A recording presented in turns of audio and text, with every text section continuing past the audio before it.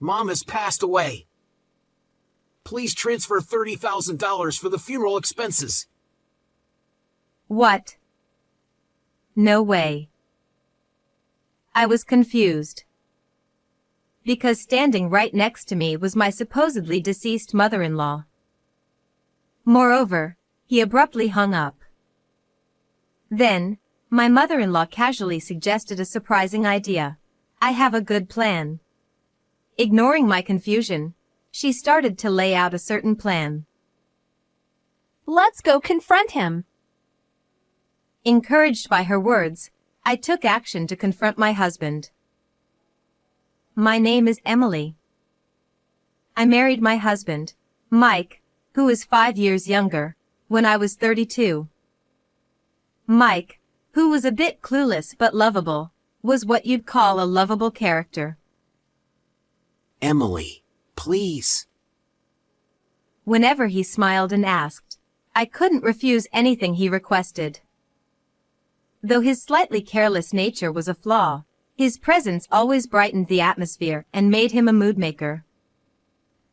In contrast, my mother-in-law, Martha, was very straightforward.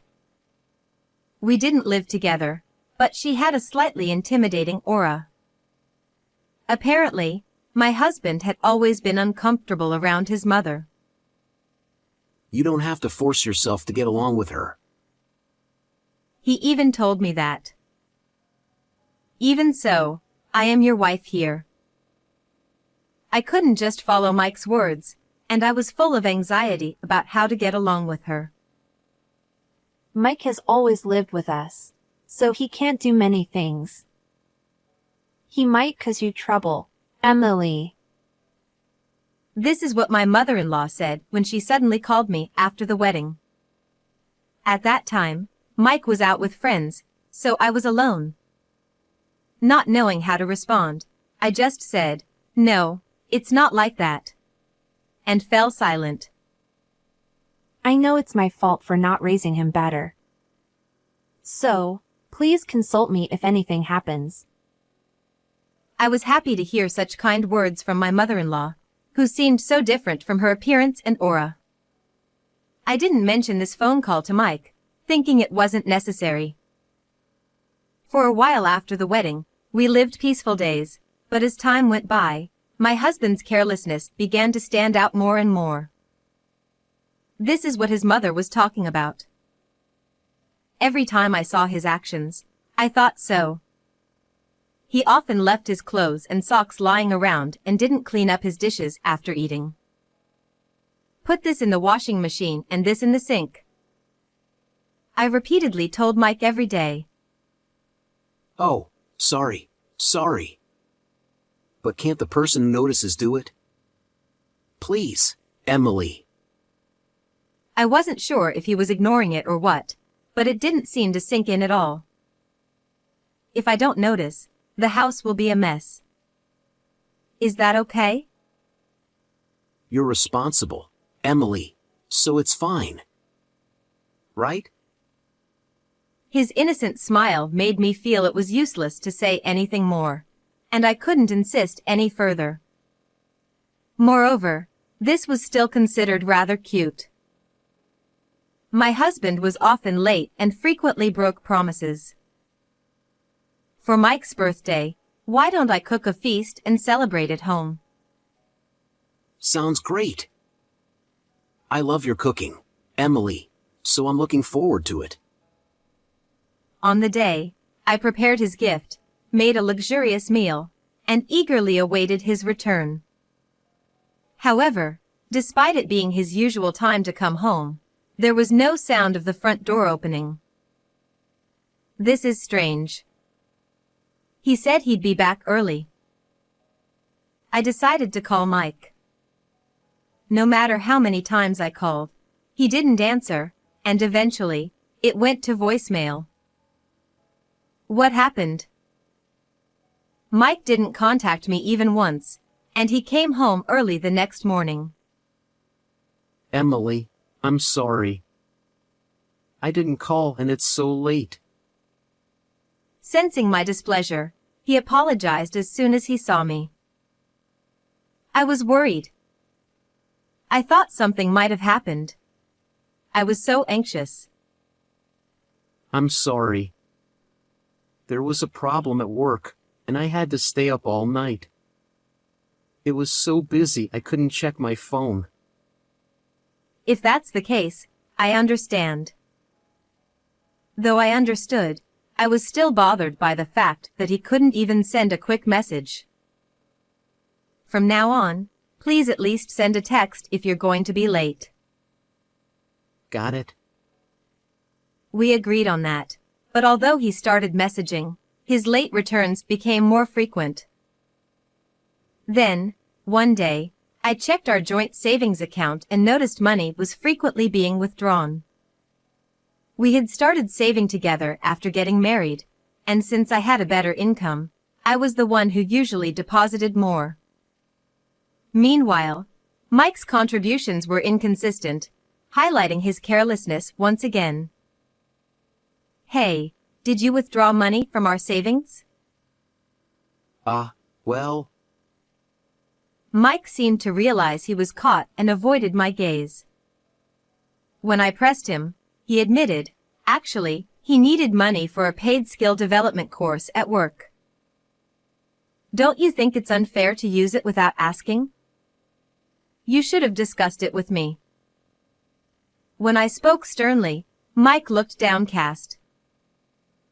I thought I could repay it once the training was over and my salary increased. His hesitant explanation made me suspicious. Excuses again. I wanted him to be more responsible with money than anything else. This led to some tension between us. Around this time, I started focusing more on his negative traits. But, thinking that we were married and should appreciate each other's good points, I tried to change my mindset. Mike is kind and gentle. However, the seed of distrust and frustration kept growing and occupied my thoughts. I should talk to Martha. When I contacted my mother-in-law, she said, I was about to invite you for shopping. She made time immediately, and we met up.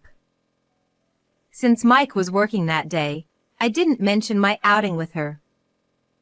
While we were shopping, I got a call from Mike, who was supposed to be at work. Thinking it might be an emergency, I quickly answered. What's wrong? Aren't you at work? Mom passed away. Please transfer $30,000 for the funeral. What? What do you mean? I was shocked and speechless at the unexpected news. Seeing my reaction, Martha looked puzzled. Just do it, okay? He said and abruptly hung up. As I stood there stunned, my mother-in-law asked, What's wrong? I snapped back to reality and told her about the call. But you're right here. Could it be a scam? Thinking this, I checked the call log, and it was indeed from Mike. I was even more confused and decided to call him back. Wait a moment. Then, she took my phone. I have a good idea. Let's give him $30,000. What? Martha casually said something surprising and began discussing a plan with me, despite my confusion. I see. Let's confront him. Thus, our plan began. While waiting for my husband to come home, I prepared the $30,000 he had asked for. Haven't you got the money ready yet? I need you to transfer it quickly. 2 hours after the first call, Mike called again, sounding impatient. Sorry, it's a large amount, so I haven't gotten it yet. I should have it ready by tomorrow. Got it. Just make sure you do. And I won't be home tonight because I'm meeting with the funeral director. Once again, he abruptly ended the call. Despite my concerns, I resumed my preparations calmly. The next day, As soon as my husband came home, he rushed over to me. Is the money ready? He kept asking about it. Someone I trust will bring it later, so don't worry. Who? I can't say yet. But first, we need to talk. I turned to face Mike, looking at him seriously. He looked at me with suspicion. What caused your mom's death? I want to see her and say goodbye. Emily, you shouldn't see her. It was an accident, and her condition is really bad. You'd be shocked. But I need to attend the funeral as her daughter-in-law. Even though I said this, he kept insisting I shouldn't, without providing any details. At that moment, the door between the living room and the adjoining room suddenly opened. Tell me what state I'm in. Standing there was my mother-in-law. Mom? Emily, what's going on? Wow, Martha. You came back to life. While I put on a theatrical act, Martha slowly approached Mike. Here's $30,000. I never thought I'd pay for my own funeral while alive. She handed him a heavy envelope, her eyes teary. Oh, thanks. I thought to myself, how stupid can he be, but kept it to myself. Martha also turned her face away from Mike for a moment, probably stifling a laugh. By the way, you used a good picture for my memorial photo, right? Yeah. Her intensity made Mike step back. Martha, wouldn't it be nice to have a clear picture like this? I quickly held out a photo. Yes, a picture where my face is clear. Wait, isn't this Mike? When Martha took the photo and looked closely, she was astonished. Yes, that's him. Who's the woman with heavy makeup next to him? She's Mike's mistress. It was a photo of Mike entering a neon-lit motel with a woman. Mike, left out of the conversation, looked confused but snatched the photo from Martha when he heard mistress. What? How? He muttered, but I ignored him and showed Martha another photo. Here's another one. Oh my! What is this? Mike grabbed it from us too, sweating as he saw it was a close-up of him grinning with the woman. Since his late returns, I had suspected Mike of cheating. I followed him after work, searched his room for evidence, and gathered information bit by bit. This woman is Mary, who works at a nightclub, right? You spent a lot on her. No. I don't know anything about that. He was clearly panicking, his eyes darting around. This isn't all the evidence. I have plenty more. I presented receipts from luxury stores, photos of him leaving those shops with bags, and printed emails. I even had pictures of him entering payday loan offices. He had likely used our savings and taken loans to spend on his mistress. Seeing his shameful, careless behavior made me feel only disdain. Mike fell silent as he looked at the evidence. You needed money for this woman. That's why you pretended I was dead and demanded money from Emily. What a terrible person. Truly the worst. Mike, feeling cornered by me and his mother, glared at us. How does Mom even know about the $30,000? He pouted angrily. Did you think you could fool me with such a call? You underestimated me. But Emily hates my mom, right? So I thought you wouldn't meet her and wouldn't find out. When did I ever say that? I've always admired and relied on her.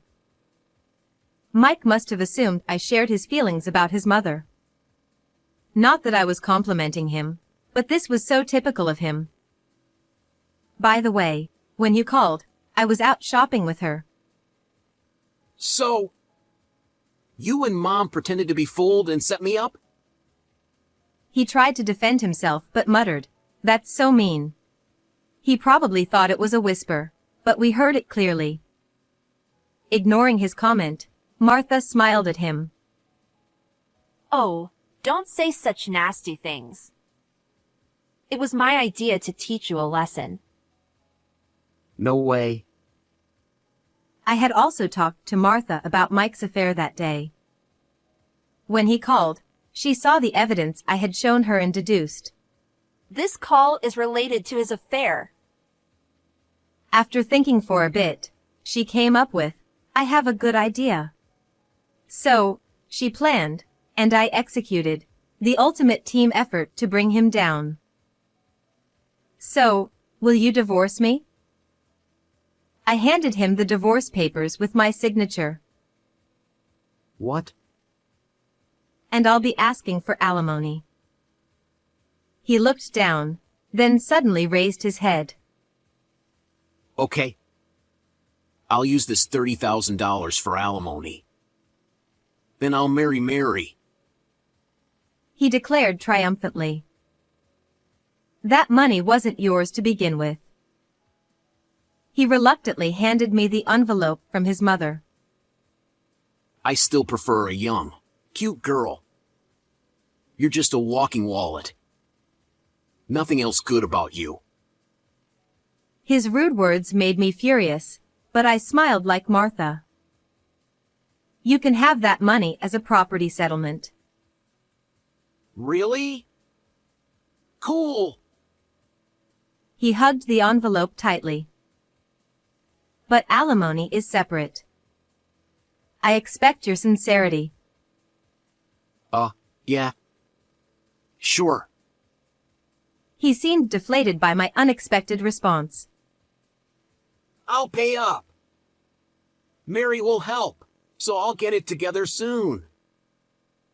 He grinned, imagining his future with his mistress. To deliver the final blow to him, my mother-in-law and I exchanged silent nods. Mike, sorry to ruin your fun, but can you listen to this? Huh? What is it? My mother-in-law took out her phone from her pocket and started playing a recording. Hearing it, my husband seemed very confused and said, "Wait, what?" It was the voice of his mistress, Mary. While I was preparing the money, my mother-in-law had gone to meet her. Mary was heard saying, "Mike is handsome, but he's stingy and cheap." followed by a nasal laugh. Moreover, Mary said, "I had no idea he was married. The physical chemistry was good, but a guy who cheats is the worst." Mike's face turned pale, and he started trembling at her words. This is a lie. Mary wouldn't say such things. Mom must have forced her. These are her own words. And it's not done yet, so listen until the end. There's more. Maybe she's just pretending and will confess her love for me. His naive thoughts made both my mother-in-law and me smirk. Let's see. Hear for yourself. As my mother-in-law resumed the recording, Mike eagerly awaited the so-called love confession. But what came from the phone was, "I'm going back home to find a wealthy man through matchmaking." her cheerful voice said. Mike's expression changed drastically at those words. I had to stifle my laughter. This is reality. Got it? It's different from your fantasies. Mike's eyes welled up with tears as his mom delivered the final blow. Mom, this isn't true, right? Please say it's not. I'll tell you as many times as needed. It's reality. No way. How about coming with me to Mary now and convincing her? Are you stupid? It's over! Crying to his mother didn't help, and she cut him off sharply. He then turned to me, seeking sympathy. Emily, can you reconsider the divorce? After all this? Please. Emily, please? He clasped his hands and tilted his head in a pleading gesture. In the past, I might have given in to this, but I was fully awake now. Sorry for not being young. But I can't stay with a man who lies about his mother's death and cheats to spoil his mistress, I said, pushing Mike away. He muttered, "No way," and collapsed in a daze. Thinking it was over, my mother-in-law and I exchanged a handshake, but my husband suddenly stood up. I have to return it. Today's the last day. He shouted and rushed off with the $30,000 envelope. Wait, you need to check what's inside. My voice didn't reach him. Well, let it be. It'll be funny. True. My husband was probably heading to a payday loan office to pay off his debt. But the envelope contained a bundle of paper cut to the size of bills, prepared by me. It was a painstaking task, but necessary. I could imagine him panicking there, but it was no longer my concern. Later, we finalized the divorce. I demanded $20,000 in alimony for the affair. It seemed he had no money and had to borrow from another dubious lender to pay. He reportedly presented the bundle of paper at the first loan office, only to be thoroughly scolded when the contents were revealed. My former mother-in-law, Martha, also cut ties with him. When he cried, "Don't be mad over something like this," Martha replied, Your mother is supposed to be dead, right? Isn't that fine? She ignored him. He apologized repeatedly, but she never responded. All of this was his own doing. As for me, I'm living every day to the fullest, with work as my passion. I'm striving to become the first female manager in my 30s at my company. I occasionally meet with Martha for lunch, sharing our updates like good friends. Looking forward to a long and fulfilling life ahead, I plan to live true to myself. How did you like this story? Please subscribe to my channel. See you in the next video.